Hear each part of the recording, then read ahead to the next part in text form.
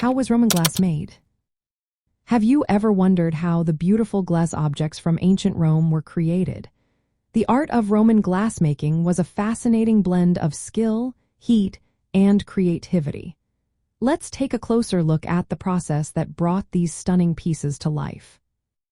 To start, the main ingredients for making glass were sand, a source of nitrate such as natron, and a lot of heat. The sand, which is primarily silica, was mixed with natron and heated in a kiln to around 1,100 degrees Celsius. This intense heat melted the materials together, forming molten glass. Maintaining the heat required a significant amount of wood and a strong airflow to keep the fire burning bright. Once the molten glass was ready, it cooled into solid chunks known as raw glass. These chunks were then transported to glassworking workshops. These workshops were often located near sources of raw materials or trade centers, making it easier to access what was needed. In the workshops, glassworkers reheated the raw glass to about 750 degrees Celsius. This temperature made the glass soft and easy to shape.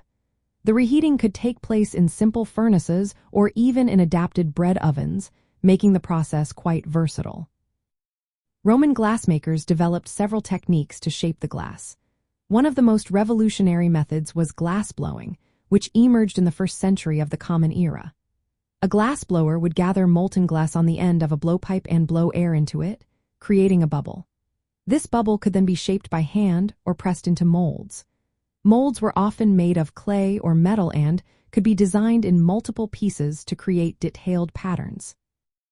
After shaping, the vessel was reheated for final adjustments, such as adding handles or refining the neck. The finished pieces were cooled slowly in insulated chambers to avoid cracking.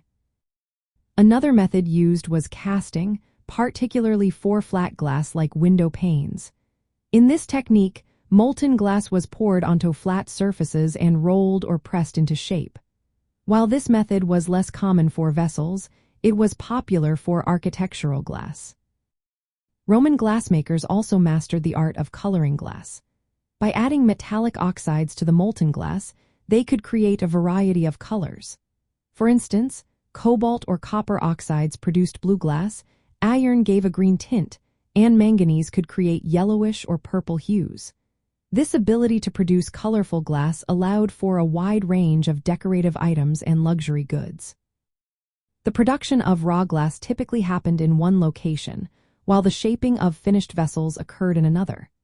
This separation enabled large-scale manufacturing and distribution across the Roman Empire.